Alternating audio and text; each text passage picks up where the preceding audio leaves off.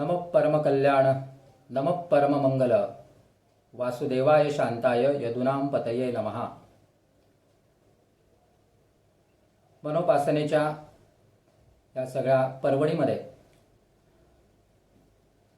आपल्याला एक एक विषय समजून घेताना आणखीनही काही गोष्टींचा नकळतपणे उलगडा होताना दिसतोय। ज्या गोष्टीचा आपण फारसा विचार केलेला नसतो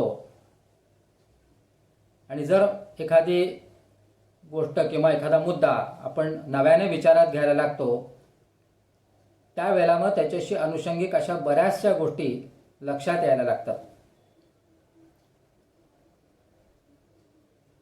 म्हणजे जसं आधी मी म्हणालो होतो की भगवद्गीता ही आपण तत्वज्ञानाचा एक किंवा आपल्या एकूण आध्यात्मिक परंपरेमध्ये विशिष्ट स्थान असलेला एक ग्रंथ आहे,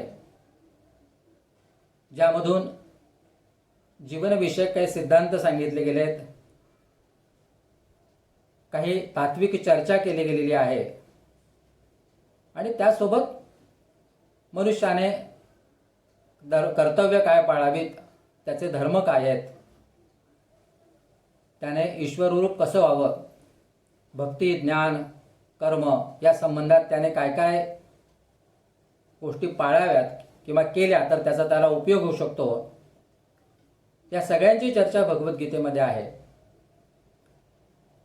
परंतु ज्यावेळेला आपण या मनोपासनेचा विचार करायला लागलो आहोत आणि भगवद्गीता हा एक आपला प्रमाण ग्रंथ आहे असं म्हणतो आहोत, त्यावेळेला मग भगवद्गीतेतले अनेक श्लोक किंवा साकल्याने विचार करा किंवा सारांश रूपाने विचार केला तर भगवद्गीता ही एक मनोविज्ञान मांडणारी, मानस पूजा सांगणारी, मनाचं महत्त्व पटवून देणारी आणि अंतिमतः मन हेच कसं ईश्वर रूप आहे हेच सिद्धांत रूपाने सांगणारी भगवद्गीता आहे असा आपल्याला निष्कर्ष काढता येऊ शकतो। म्हणजे ज्या शिवसंकल्प स्तोत्रामध्ये मनाचं पावित्र्य टिकवण्याकरता काही श्लोक सांगितले गेले, मनाचं महत्त्व सांगितलं गेलं, त्याच मनाची एक व्यापकता किंवा सिद्धांतरूप मांडणी ही भगवद्गीतेमधनं आपल्याला अनुभवता येते, पाहता येते, वाचता येते। या सगळ्या अनुषंगाने विचार करत असताना आणि आपल्या परंपरेने चालत आलेल्या उपासनांमध्ये आपण जे काही करत आलो आहोत त्याच्याशी या सगळ्याचा मेळ घालत असताना हे जाणवायला लागतं की या गोष्टी सुद्धा उपासनेच्यासाठी उपयुक्त ठरतात। कोणत्या गोष्टी? तर मनाला या उपासनांमध्ये अधिक सक्रिय कसं करता येईल किंवा मनाचे सामर्थ्य हे खऱ्या अर्थाने उपासनेमध्ये कशा पद्धतीने उपयोगात आणता येईल याचं सुद्धा एक नव्याने आकलन किंवा एक नवा दृष्टिकोन आपल्याला पाहता येतोय। म्हणजे जसं गेल्या 2-3 दिवसापासून आपण म्हणतोय की मन न मन, मनाविषयी केलेलं न मन, मनाविषयी केलेलं एक वेगळं चिंतन, या सगळ्या शरीरामध्ये किंवा क्षेत्र म्हणून जे आपण शरीर नित्यनेपाने वावरत असतो, शरीर रूपाने वावरत असतो, त्या शरीरामध्ये असलेलं मन हे तीर्थक्षेत्र, मनाला दिले गेलेलं तीर्थरूप। आपल्या नेहमीच्या उपासनांमध्ये आपण अनुग्रह मिळवण्याचा प्रयत्न करतो, गुरूंचा अनुग्रह असावा किंवा अनुग्रह घेतो, अशा प्रकारची ही एक व्यवस्था या अध्यात्मामध्ये परमार्थामध्ये आपण पाहत आलेलो आहोत। मनाची हीच एक अवस्था आपल्या नेहमीच्या उपासनांमध्ये असतेच आणि मन अधिक सश्रद्ध व्हावं, आपलं उद्दिष्ट साध्य करण्यासाठी अधिक एकाग्र व्हावं किंवा आपल्या सर्वसाधारण नेहमीच्या भाषेमध्ये मन सद्गुरूंपुढे समर्पित व्हावं, परमेश्वराच्या चरणापाशी आपलं मन हे सतत अनुसंधान होईल अशा पद्धतीने राहावं म्हणून आपण अनुग्रह घेतो. हा शब्दप्रयोग आपण अनेक ठिकाणी ऐकतो. मी अनुग्रह घेतला आहे, मी या गुरूंचा अनुग्रह घेतला आहे, किंवा मी काय कुठल्या तरी भक्तीचा अनुग्रह घेतला आहे, काय जे शब्द असतील ते वापरले जातात. पण प्रामुख्याने गुरूंचा अनुग्रह घेतला आहे असा शब्दप्रयोग आपण बऱ्याचदा वापरतो. थोडंसं तात्विक अंगाने सांगायचं तर अनुग्रह घेतला जात नाही, अनुग्रह प्राप्त करता येतो किंवा दिला जातो. आणि तो केव्हा दिला जातो? जेव्हा समोरची व्यक्ती म्हणजेच तो भक्त त्या सगळ्या उपासनेसाठी पात्र झालेला आहे अशी जेव्हा खात्री त्या गुरुची होते किंवा परमेश्वराची होते, तेव्हा स्वतःहून परमेश्वर येतो किंवा गुरुलाच त्या शिष्याविषयी जाणवायला लागतं की आता याला अनुग्रह दिला पाहिजे, याच्यावर अनुग्रह केला पाहिजे. अनुग्रह याचा अर्थ कृपा, परमेश्वराची कृपा. एका ठिकाणी व्याख्या अशी आली आहे की अनुग्रह अमिष्ट संपादेन इच्छारूप प्रसाद, म्हणजे मनोवांछित वस्तूंचं संपादन करण्याविषयी भगवंताचा जो काही इच्छारूप प्रसाद असेल त्याला अनुग्रह म्हटलं गेलं. भगवंताचा इच्छारूप प्रसाद, इथे अनुग्रह हा शब्द पर्यायवाचक आहे असं समजायला हरकत नाही. तो प्रसाद म्हणजेच अनुग्रह. पण हा प्रसाद केव्हा प्राप्त होईल, हा अनुग्रह केव्हा प्राप्त होईल? जेव्हा आपली साधना त्या दर्जाची, त्या स्तराची किंवा तितक्या उच्च दर्जाची होईल, त्यावेळेला आपल्याला हा अनुग्रह प्राप्त होतो. अनुग्रह समोरच्याकडून दिला जातो, आपल्यावर अनुग्रह केला जातो. पण हल्लीच्या सगळ्या उपासनांच्या प्रकारांमध्ये अनेक वेळेला आपण हा शब्द ऐकतो की मी यांचा अनुग्रह घेतलाय, मी त्यांचा अनुग्रह घेतलाय. अशी कृपा कोणाची घेता येत नाही, कृपा व्हावी लागते. त्यामुळे पुन्हा आपल्या मनामधले जे काही संभ्रम असतात किंवा चुकीच्या कल्पना असतात त्या थोड्याशा तपासून पाहिल्या पाहिजेत की आपण अनुग्रह घेण्याऐवजी आपण आपलीच साधना अशी वाढवली पाहिजे आणि प्रत्यक्ष गुरुला किंवा परमेश्वराला आपल्यावर अनुग्रह करण्याची इच्छा झाली पाहिजे. म्हणजे परमार्थामध्ये किंवा अध्यात्मामध्ये असं सांगतात की गुरु करायचाही नसतो, गुरु आपोआप होतो किंवा गुरु शिष्याला शोधत येतो. वस्तुस्थिती अशी आहे, तुमची जर साधना असेल त्या दर्जाची होत गेली तर तुम्हाला गुरु शोधत येतो किंवा गुरु आणि शिष्याचं कुठेतरी योग जुळून येतात, त्यांची भेट घडून येते आणि मग त्यांना त्या दोघांना एकमेकांच्या या सगळ्या अवस्था कळतात साधनेमधल्या आणि मग तो शिष्य त्याला ते गुरु जे असतात ते त्याला अनुग्रह देतात, त्याच्यावर अनुग्रह करतात. हे तुम्ही साधारणपणे अनेक साधकांच्या, मोठमोठ्या साधकांच्या बाबतीत तुम्ही जर त्यांचं चरित्र वाचलं तर हे आपल्या लक्षात येईल. मी काय प्रत्येकाची नावं घेत नाही. अगदी तुकाराम महाराज असतील, गोंदवलेकर महाराज असतील, स्वामी विवेकानंद असतील, रामकृष्ण असतील, या सगळ्यांच्या बाबतीत असंच घडलंय की गुरु त्यांना शोधत आलेत किंवा गुरु आणि शिष्याचा अशी काही कुठे भेट घडली योगायोगाने आणि तिथे मग दोघं जण एकमेकांची वाट पाहत होते. असंच साधारणपणे ते वर्णन आपल्याला वाचायला मिळतं किंवा वस्तुस्थिती तशी असते. म्हणजे आपण साधना करत असताना परमेश्वराचा अनुग्रह प्राप्त करून घेतला पाहिजे आणि हा अनुग्रह प्राप्त करताना आपल्याला पुन्हा साधना करताना जी साधना करायची असते त्यामध्ये आपल्या मनाला अधिकाधिक परमेश्वराच्या चरणी नेलं पाहिजे. ही साधारणपणे उपासनांमध्ये आपली पद्धती ठरवून गेलेली आहे. असं जर असेल तर मग आपलं हे मन आपण जेव्हा ईश्वर करतो आहोत त्याला आपल्याच हृदयामध्ये आराध्य करतो आहोत, उपास्य करतो आहोत, तर त्या मनाचाच आपण अनुग्रह का नाही घ्यायचा, त्या मनानेच आपल्यावर अनुग्रह का नाही करायचा. मनाने आपल्याला अनुग्रह करावा, मनाचा आपल्याला अनुग्रह व्हावा अशा प्रकारचा विचार आपण केला पाहिजे. म्हणून मी सुरुवातीला म्हणालो की या मनोपासनेचा विचार करत असताना अशा अनेक बारीक बारीक त्याचे कंगोरे किंवा त्याच्याशी संबंधित काही मुद्दे आपल्या समोर यायला लागतात आणि खरोखरच आपण हे असं करू शकतो याची खात्री देखील पटायला लागते. मन जर माझं ईश्वर आहे, मन जर माझी आराध्य देवता आहे, तर त्या आराध्य देवतेचा मला अनुग्रह प्राप्त झाला पाहिजे. आणि तो अनुग्रह प्राप्त व्हायचा असेल तर तशा प्रकारची तन्मयता किंवा त्या आराध्य देवतेची उपासना मी केली पाहिजे. म्हणजे मी ह्याच्याही पुढे जाऊन असं म्हणेल की अन्य कुठल्याही उपासना करत असताना आपल्या मनाचा आपल्यावर जर अनुग्रह झाला तर अनेकांचा आपल्या आराध्य देवतेचा किंवा आपल्याला हव्या असलेल्या गुरुचाही आपल्याला अनुग्रह होऊ शकतो. म्हणजे इथे आधी आपण मनाबरोबरचं जे काही आपलं जे अनुसंधान आहे ते इतकं घट्ट करायचं आहे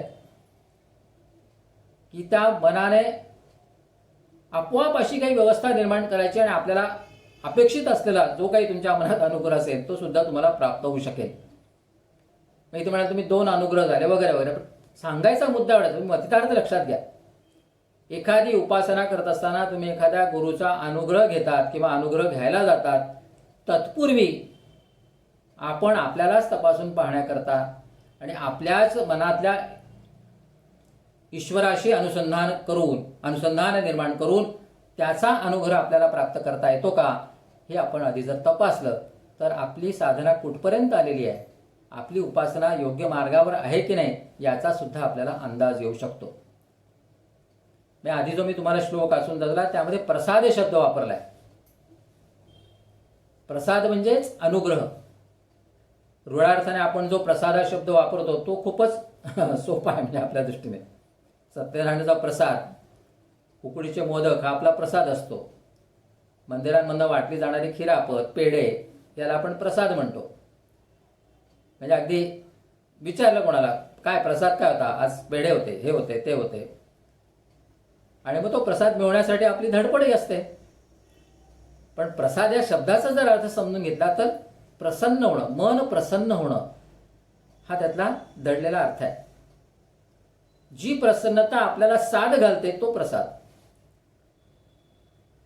आपण प्रसाद मिळवण्यासाठी का धडपडतो, तर आपल्याला असं वाटतं की तो प्रसाद खाल्ल्यानंतर किंवा तो प्राशन केल्यानंतर मला प्रसन्न वाटेल, प्रसन्न वाटलं पाहिजे, किंवा जे काही माझ्या हातावर आता पडणार आहे ते माझ्या प्रसन्नतेसाठी आहे, आनंदासाठी आहे, परमानंदासाठी आहे, अशी आपली कल्पना झालेली असते किंवा आपण ती श्रद्धा ठेवलेली असते.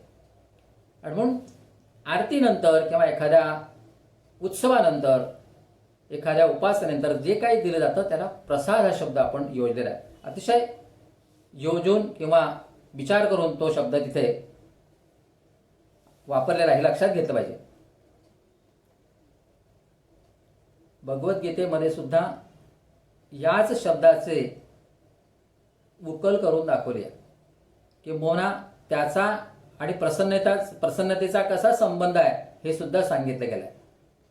म्हणजे जसं आपण भगवद्गीता या आपल्या सगळ्या उपासनेमध्ये महत्त्वाची मानतो ते याच कारणाने, जिथे या सगळ्या मुद्द्यांचा कुठे ना कुठे काही ना काही विचार केला गेला आहे, त्याच्याविषयी विवरण केलं गेलेलं आहे, सांगितलं गेलेलं आहे, न कळतपणे आपल्याला सुचवलं गेलेलं आहे. आणि ते सगळं सुचवणं किंवा ते सगळे मुद्दे, पैलू, अनुषंगिक बाबी ह्या सगळ्या मनाशी येऊन पोहोचतात, मनाचा विचार करणारा आहेत, हे आपल्याला प्रकर्षाने लक्षात येतं. दुसऱ्या एका श्लोकामध्ये भगवान श्रीकृष्ण म्हणतात की प्रसादे सर्व दुःखानां हानिरस्योपजायते प्रसन्न चेतसो ह्याशु बुद्धी पर्यवतिष्ठते.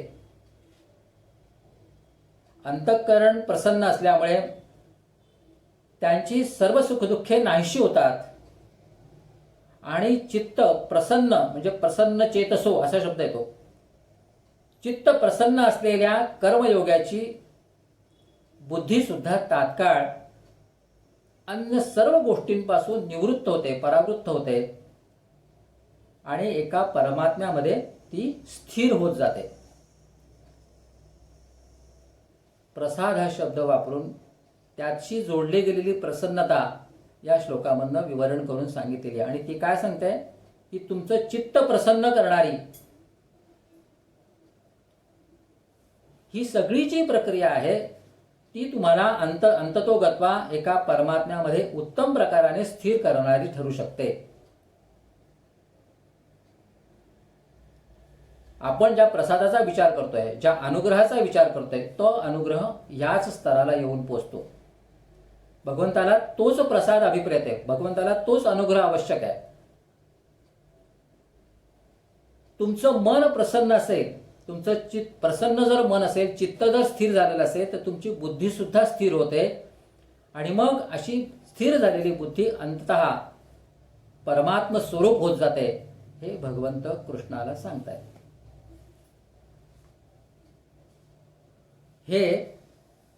हा सगळा खुलासा भगवंत अर्जुनाला सांगतायत. म्हणजे मनाचाच सगळा हा विचार केलेला आहे, अतिशय गहन पद्धतीने केलेला आहे. आपण तो कसा समजून घेतो आहोत आणि आपल्या एकूण उपासनेशी किंवा जीवन व्यवहाराशी तो कसा जोडतो आहोत याच्यावर सगळं अवलंबून आहे. आपल्याला सुद्धा मनोपासनेचा विचार करताना मनाचा अनुग्रह प्राप्त करता येईल का, या एका सिद्धांतापर्यंत येऊन पोहोचायचं आहे. आणि असा मनाचा जर अनुग्रह आपण प्राप्त केला तर आपले अनेक दुराग्रह दूर होतील. मनाविषयीचेच अनेक गोष्टींचे आपण करून घेतलेले ग्रह सुद्धा नाहीसे होतील. आणि मनाचा विग्रह काय आहे, तो परमात्म स्वरूप कसा आहे, इथपर्यंत आपली बुद्धी जाऊन पोहोचू शकते. म्हणून मनाचा अनुग्रह करण्याकरता काय करायचं, जे आपण गेल्या काही दिवसामध्ये सांगतो आहोत, अनुभवतो आहोत किंवा याची वारंवार उजळणी करण्याचा प्रयत्न करतो आहोत, की मनाला ईश्वररूप मानायचं. जे मनच हे सगळं करण्यासाठी आपल्याला उपयोगी पडत असतं. भगवंताने तेच सांगितलं की तुझं प्रसन्न चित्त पाहिजे. हे प्रसन्न चित्तच प्रसाद रूप आहे. इतक्या स्पष्टपणाने जेव्हा भगवंत भगवद्गीतेमध्ये सांगतायत तेव्हा ही सगळी भगवद्गीता मनोविश्लेषण आहे, मनाचा अभ्यास आहे, हे प्रकर्षाने लक्षात येतं. आणि त्याच्यासाठीच आपल्याला मनोपासनेमध्ये या भगवद्गीतेचा मोठा उपयोग होऊ शकतो. मन कसं, म्हणजे आपण प्रसाद या शब्दाचं जसं बघितलं, म्हणजे प्रसन्नतेची साध जिथे असते तो प्रसाद. पण मनाला ही प्रसन्नता प्राप्त होण्यासाठी त्याला त्याचं स्थान आपल्याला द्यावं लागेल. म्हणजे मी गमतीने तुम्हाला उदाहरण म्हणून देतो की जर मन सगळ्यांचंच संचालन करणार असेल, अगदी बुद्धीचंही संचालन मनाकडनं न कळतपणे होणार असेल, तर मनाची सुप्रीम पॉवर काय आहे ती सिद्ध होऊन जाते. आजच्या युगातलं किंवा आता चालू व्हायच्यात जर उदाहरण द्यायचं तर मन हे एखाद्या पंतप्रधानासारखं आहे. आता पंतप्रधानाला त्याचा दर्जा असतो आणि पंतप्रधान हा सगळ्या देशाची काळजी घेत असतो. मग पंतप्रधानाला त्याचं स्थान, त्याचा मान हा द्यावाच लागतो, कोणी का असेल. म्हणून आपले जे पंतप्रधान आहेत ते मन की बात करतात, बुद्धी की बात नाही करत. गंमत सोडून द्या, परंतु मनाची सुप्रीमसी ही अशी आहे. जसं मी काल उदाहरण दिलं की एखादा गरीब माणूस जेव्हा राजा होतो त्यावेळेला त्याचं गरीबपणे जातं आणि आपल्यामध्ये असलेलं भय सुद्धा नाहीसं होतं. याच दृष्टिकोनातनं आपण जर विचार केला तर मनाची ही जी अवस्था आहे, ही मनाची अवस्था प्रसन्न होईल आणि आपल्याला परमेश्वराचा अनुग्रह होईल, मनाचाच आपल्यावर अनुग्रह होईल, हे सुद्धा आपल्याला घडवता येऊ शकतं, घडून येऊ शकतं. मग ही प्रसन्नता मिळवायची कशी? आता हे शेवटी आपल्या प्रत्येकाच्या उपासनेच्या जिद्दीवर आहे, निष्ठेवर आहे, श्रद्धेवर आहे. तुम्ही किती तन्मयतेने याच्याशी निगडीत झाला त्याच्यावर आहे. मग उदाहरण येतात, ध्रुवाचं उदाहरण येतं, प्रल्हादाचं उदाहरण येतं. त्यांना परमेश्वराने येऊन दर्शन दिलं, म्हणजेच त्यांच्यावर अनुग्रह केला, त्यांच्यावर कृपा केली. आपण प्रसाद शब्द बघितला तसाच हा प्रल्हाद शब्द आहे. जिथे प्रसन्नताही आहे आणि आल्हादही, आनंदही आहे, त्या नावातच प्रल्हाद आहे. आणि अशा प्रल्हादाने केलेली उपासना परमेश्वराला पसंत पडली, आवडली आणि त्याच्यावर तो एक अनुराग, त्याच्याविषयीचा, त्या श्रद्धेविषयीचा, त्या उपासनेविषयीचा एक अनुराग निर्माण झाला आणि परमेश्वराने अनुग्रह केला. आज तशी परिस्थिती आहे का? नाही आहे. आज असे प्रल्हाद सापडतील का? नाही सापडत. प्रल्हादाला भगवान नरसिंह रूपाने त्याला दर्शन दिलं, एका खांबाला फोडलं आणि त्यातनं ते प्रकट झाले. आज अशी स्थिती होण्याची शक्यताच नाही, कारण आज प्रल्हादच नाहीत. खांब सगळीकडे आहेत, खांब भरपूर सापडतील, पण प्रल्हाद कुठे आहेत? आणि प्रल्हाद नसल्यामुळे नरसिंह येण्याची शक्यताही उरत नाही.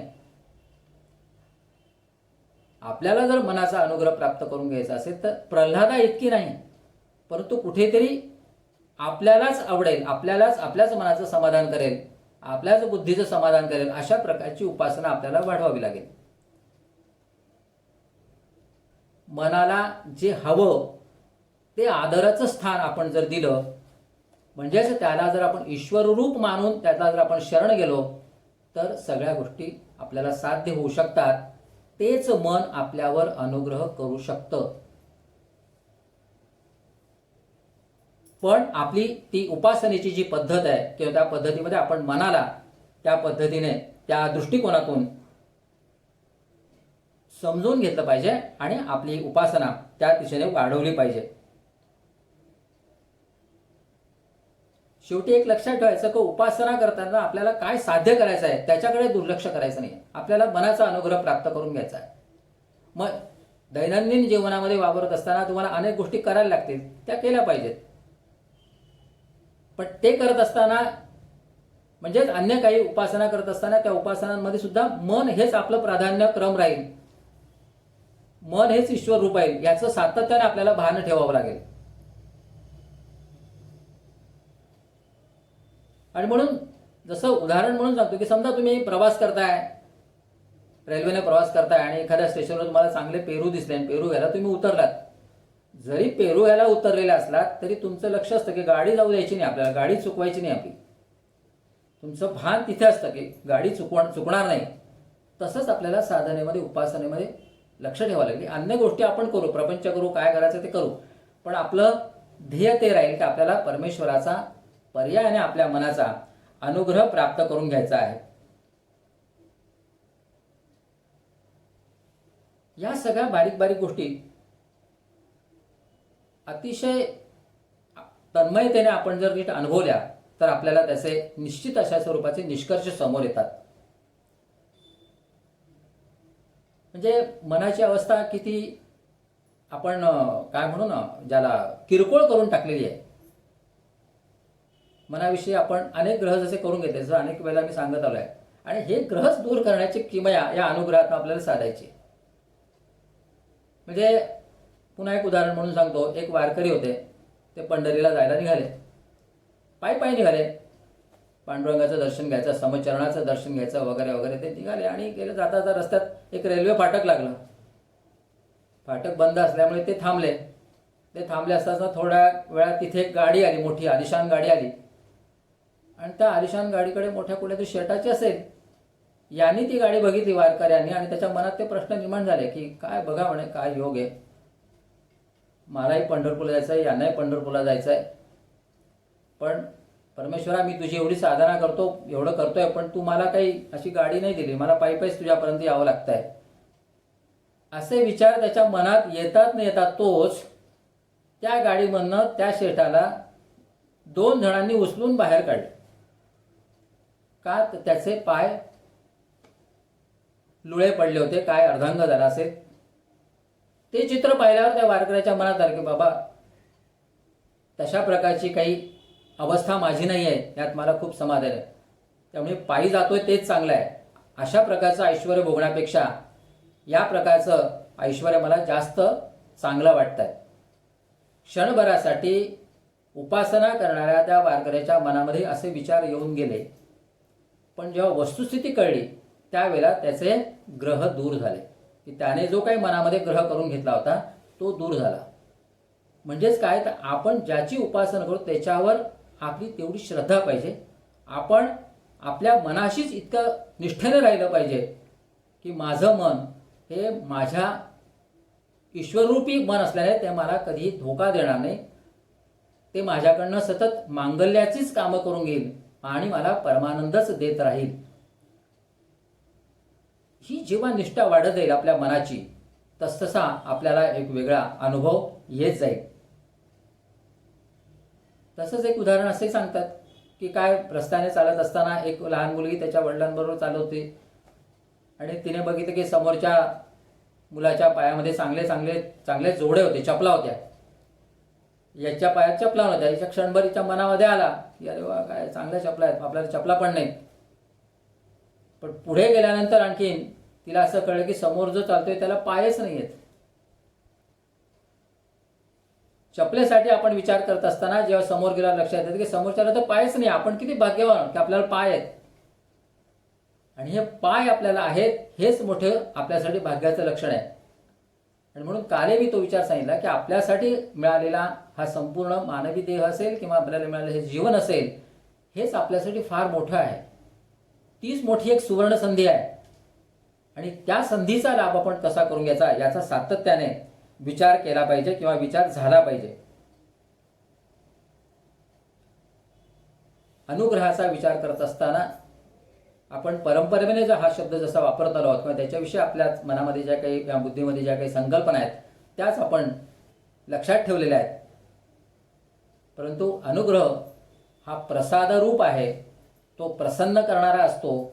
परमेश्वराची प्रसन्नता प्राप्त करून देणारा असतो. तो प्राप्त करण्यासाठी आपल्याला